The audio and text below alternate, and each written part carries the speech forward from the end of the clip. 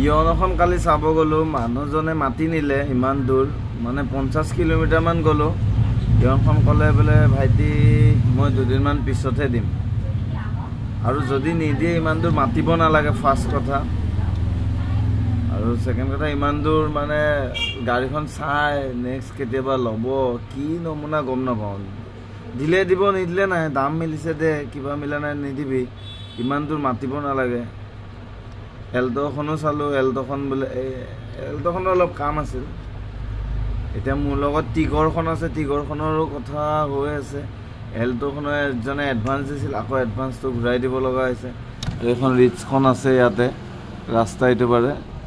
এই ৰিচখনো কি হয় মানে কথা বতৰা হৈ আছে আৰু টিগৰখন লখিমপুৰত চাগে ল'ব নেকি এজন দাদাই টিগৰখনৰ কথা হৈ আছে